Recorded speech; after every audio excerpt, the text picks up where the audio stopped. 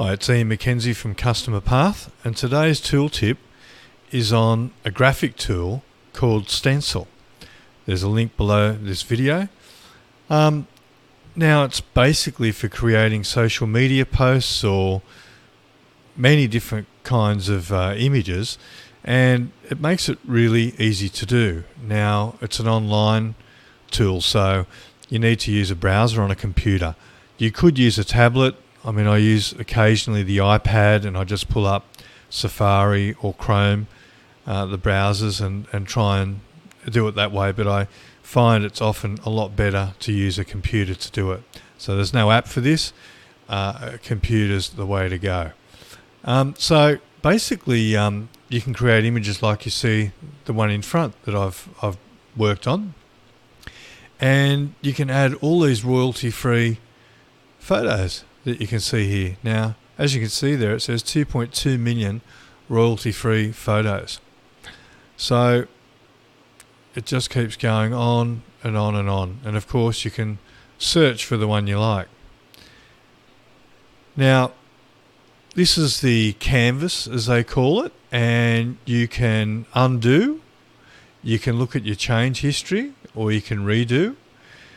You can create a new image here. You can add text here.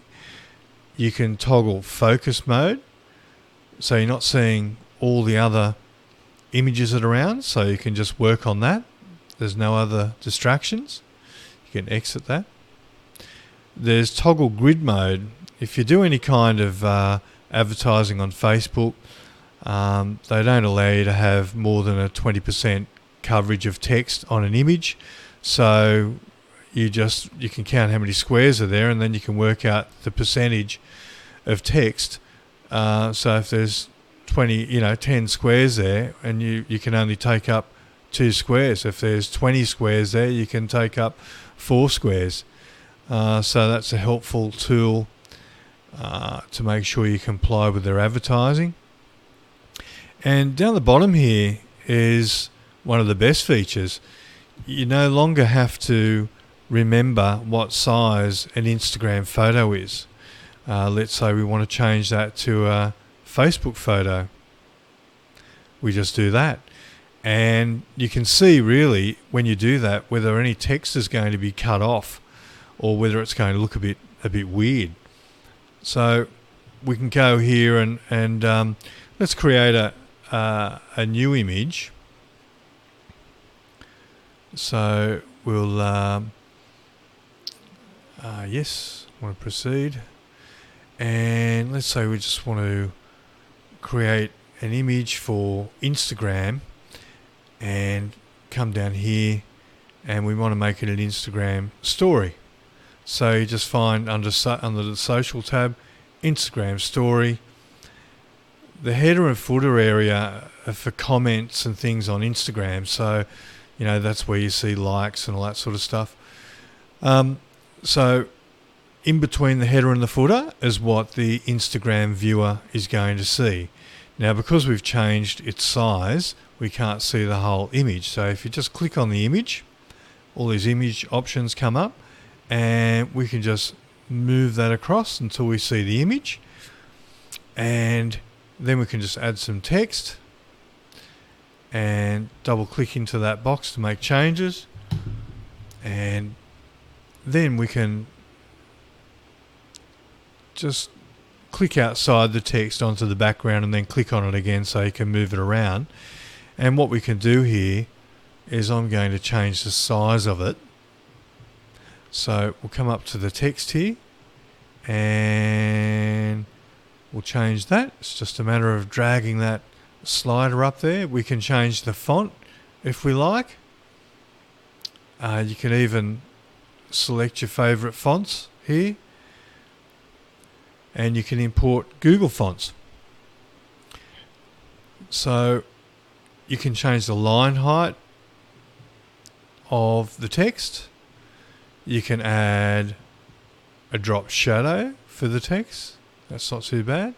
Change the text color, and on it goes. An outline color. An outline color just puts a stroke around the text. That's really good if you have a background colour that's competing against the font colour. So you're not going to get great contrast between the foreground colour, which is the font, and the background colour. So you can add an outline to that to make sure it works on both colour backgrounds, both light and dark. And if you just wanted it to be a simple background colour, you could just delete that image and you could just give it a background colour like that. So what we'll do is just undo that. Gone back 2 steps and we're back to our image. So if we're ready to go, all we need to do is hit the download button. What I usually do when it comes to saving these graphics, because I might do a batch of them, I might do one for Instagram, one for Facebook, is I put an IG in front of the image for Instagram and just put the name of the image there and then download it.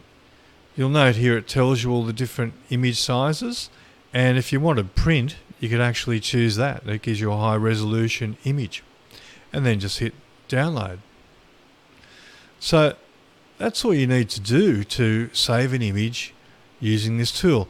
We could go into a lot more detail about this. I might do it on another time. I just wanted to show you quickly how easy this tool was to use. By the way, we could also add our logo. So I could just simply add that and it can appear wherever you want it to.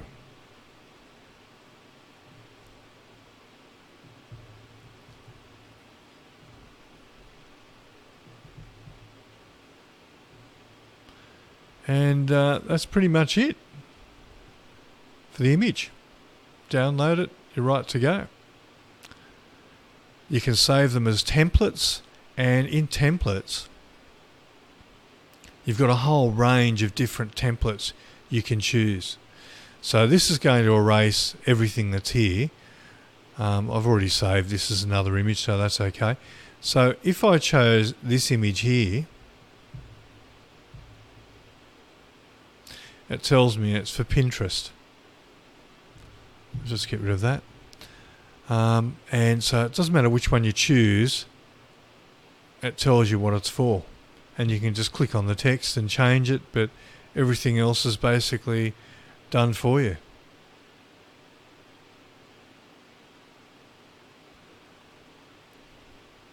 Now you can come in here and you can change the size of this.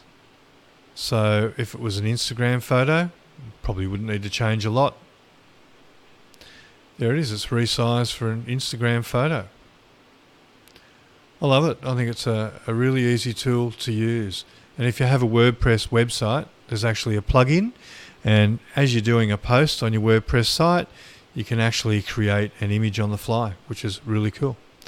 Anyway, thanks for watching. I'll do another video on this some other time, showing you how you can upload your own images, whack some image quotes in there, for instance, and how you save your own templates.